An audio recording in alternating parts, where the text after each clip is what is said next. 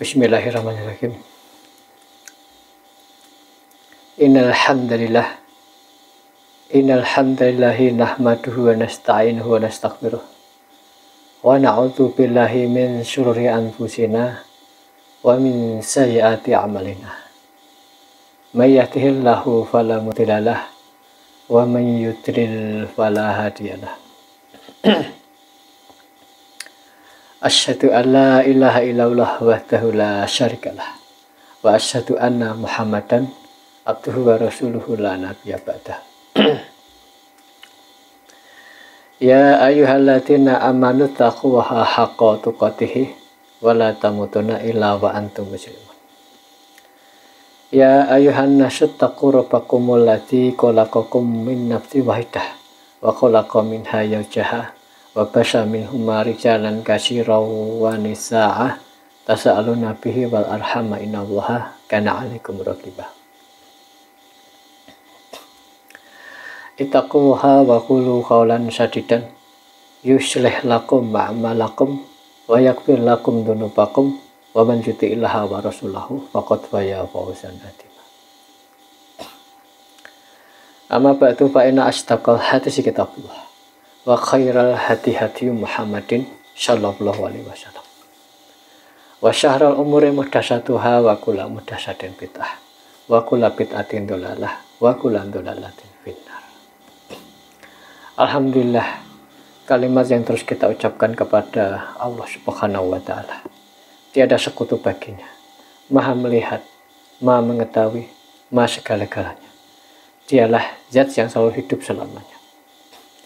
Dia yang awal, dia yang akhir, dia yang mengurus, mengawasi, memusnahkan. Dia pemilik seluruh yang ada di langit dan di bumi.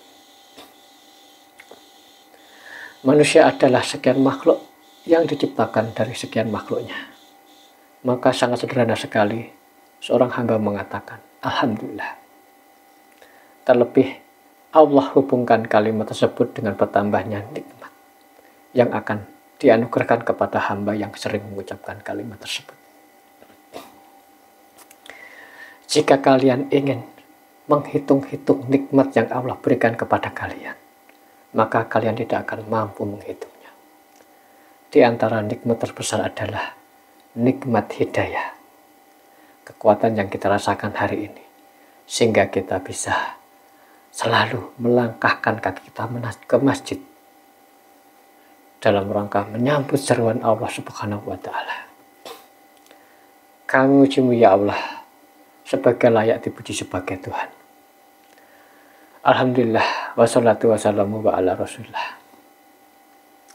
Kita juga selalu mengucapkan, mengaturkan salawat dan taslim kepada Nabi Muhammad sallallahu alaihi wasallam, satu-satunya guru, kiai, suri teladan kita, sebagaimana Allah dan malaikatnya memberikan salam kepadanya. Karena memang satu-satunya ibadah yang Allah perintahkan kepada kita, yang Allah juga mengerjakan ibadah tersebut, yaitu memberikan salam kepada Nabi Muhammad SAW. Masyiral muslimin, pemirsa yang Allah muliakan dan Allah rahmati. Takwa adalah wasiat yang harus senantiasa kita ingat. Berilah peringatan dan ulang-ulang nasihat. Karena peringatan yang diulang-ulang itu sangat bermanfaat bagi orang-orang yang beriman. Di saat kondisi seperti ini, maka takwalah solusinya. Di saat banyak masalah hidup, maka takwalah solusinya. Di saat kita punya masalah rumah tangga, kita punya masalah dengan finansial kita, umat punya masalah besar pada hari ini, maka solusinya adalah mari kita mulai dari diri kita bertakwa kepada Allah Subhanahu wa ta'ala. Karena Allah Subhanahu wa ta'ala berfirman, ya ayyuhalladzina amanu. Ini untuk orang-orang yang beriman. Hai orang-orang yang beriman, ittaqullaha, bertakwalah kepada Allah. Yaqulu qawlan sadida, dan berbicaralah yang benar. Berbicaralah yang istiqomah. Bukan benar cuma setengah hari, bukan benar cuma setengah pekan, tapi istiqomalah dalam menata lisan dan apa yang kita ucapkan itu yang kita perjuangkan. Ketika kita mengucapkan saya ini adalah hamba Allah, buktikan bahwa kita ini adalah hamba Allah.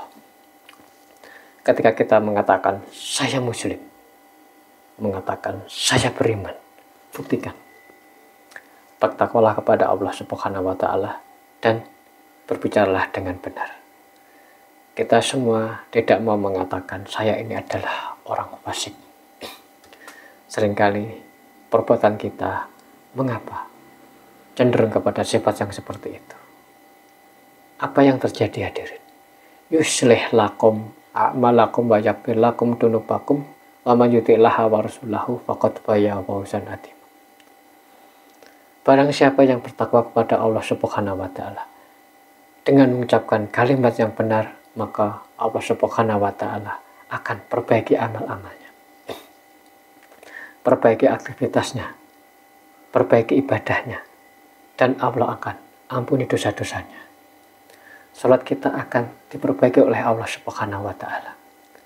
Kalau salat kita diperbaiki oleh Allah Subhanahu wa Ta'ala, urusan kita dilancarkan oleh Allah Subhanahu wa Ta'ala, maka dari itu bertakwalah kepada Allah Subhanahu wa Ta'ala. Manusia ini diciptakan dalam kondisi lemah. Kita ini banyak enggak tahunya. Allah berfirman dalam surat Al-Ahzab 72, innahu kana zaluma zahula. Manusia itu zalimnya minta ampun dan zalimnya luar biasa. Dan setiap hari kita berhadapan dengan aktivitas, setiap hari kita berhadapan dengan amal. Kalau kita memperbaiki aktivitas dan amal itu dengan diri kita, sejauh mana kita berhasil memperbaikinya?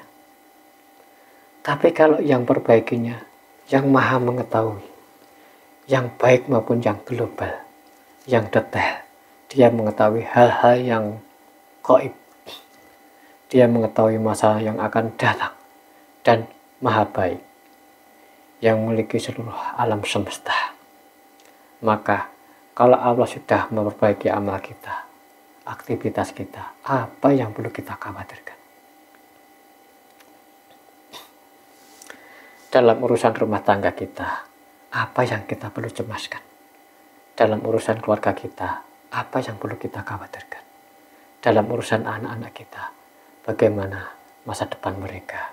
Apa yang perlu kita khawatirkan? Tentang kelangsungan bisnis kita dan toko-toko kita, kalau Allah sudah perbaiki, buat apa kita pikirkan? Kalau ada konsultan bisnis terbaik di Indonesia mengatakan dan berikan garansi, saya akan perbaiki perusahaan Anda, apakah kita akan mengalami kecemasan lagi? Mau bagaimana kalau Rabbul Alamin yang memberikan garansi, yuslih lakum a'malakum wa yaghfir lakum dunubakum, Allah akan perbaiki itu semuanya. Allah akan perbaiki amal kalian, aktivitas kalian. Allah akan ampuni dosa-dosa kalian. Apa yang perlu kita khawatirkan? Yang perlu kita lakukan adalah bertakwa kepada Allah Subhanahu wa Ta'ala dan konsisten dengan ucapan kita. Perjuangkan ketika kita mengatakan, ketika kita ingin bertakwa, ketika kita ingin menjadi orang yang soleh. Masyarakat muslimin pemirsa yang Allah muliakan, takwa adalah solusi. Allah Subhanahu wa Ta'ala berfirman di surat At-Tolak 2-3, wa may yattakhilaha yaj'al lahu makhraja wa yarzuqhu min haitsu la yahtasib. Barang siapa bertakwa, Allah akan berikan solusi bagi dia dan akan berikan rezeki dari arah yang tidak dia duga-duga. Bukankah hidup kita adalah kumpulan dari masalah demi masalah? Selesai masalah yang satu, muncul masalah yang kedua. Belum selesai, timbul lagi masalah yang ketiga dan keempat. Rumah tangga adalah tempat masalah. Pasar atau tempat kerja kita, itu gudangnya masalah. Ketika keluar rumah, di situ ada masalah. Ketika kita masuk rumah, di situ ada masalah. Bukankah kita butuh bahwa masalah-masalah itu diurai? Bukan oleh sembarang pihak, tapi diurai oleh orang yang maha mengetahui, yang maha baik, yang maha pengasih lagi maha penyayang. Kalau itu harapan kita, maka marilah kita bertakwa kepada Allah Subhanahu wa Ta'ala dengan sebenar-benarnya takwa, agar kita dimudahkan oleh Allah Subhanahu wa Ta'ala dan diberikan rezeki dari arah yang tidak diduga-duga. Yang membuat kita hancur, seringkali membuat kita kepikiran, yang membuat kita stres, yang membuat seorang kena mental illness adalah ketika dia melupakan takwa. Lalu dia beralih ke pemikiran pribadi. Allah Subhanahu wa Ta'ala yang mengatakan, bertakwalah, maka Allah akan berikan jalan keluar dan rezeki dari arah yang tidak Anda duga-duga, dari arah yang tidak Anda pikirkan sebelumnya. Oleh karena itu, kenapa kita overthinking? Kenapa kita banyak mikir dan lupa berzikir dan bertakwa kepada Allah Subhanahu wa Ta'ala? Sedangkan Allah yang jamin bahwa solusi, bahwa rezeki itu justru dari arah yang tidak Anda pikirkan sama sekali. Bukankah ini sebuah harapan agar kita tidak terkena penyakit mental dan kita bisa hidup dengan tenang? Yang jadi masalah, takwa kita singkirkan. Mikir terlalu banyak sehingga overdosis. Mikir itu penting pemirsa. Allah Subhanahu wa Ta'ala memberikan pujian kepada orang-orang yang berpikir. Tapi sebagaimana semua hal, ada batasnya. Mikir itu ada batasnya. Dan sudahkah kita mengandalkan takwa kita dibanding pemikiran kita pribadi dan logika kita pribadi? Logika itu labil pemirsa. Logika kita jam 1 malam ketika belum tidur itu berbeda dengan logika kita jam 7 pagi. Setelah kita tidur 8 jam, apakah kita andalkan sesuatu yang rentan ini? Kalau kita andalkan kekuatan Rabbul Alamin, di surat Al-Mulk ayat ke-1, Allah mengatakan, Tabaqarallazi biyadihil mulku wa huwa ala kulli syai'in qadir. Maha suci Allah yang menguasai segala kerajaan dan Dia Maha Kuasa atas segala sesuatu. Masyarul muslimin pemirsa rahimakumullah. Ada sebuah kalimat mutiara dari nama besar di masa klasik yang bernama Daud At-Ta'i mengatakan, tidaklah Allah keluarkan seorang hamba dari kehinaan maksiat menuju kemuliaan ketakwaan. Maksudnya pemirsa, tidaklah orang berpindah dari kehidupan yang penuh dengan maksiat menjadi kehidupan yang penuh dengan ketakwaan. Dia mulai sholat, dia mulai berzikir, dia mulai jalankan perintah, dia mulai jauhi larangan-larangan Allah Subhanahu wa Ta'ala. Apa perubahan dalam hidupnya tersebut? Disebutkan ada 3 perubahan. Yang pertama, Allah akan cukupkan dia walaupun tanpa harta yang banyak. Allah akan membuat dia merasa berkecukupan. Dia merasa kaya. Hadirin, ada sebuah kesalahan hidup selama ini.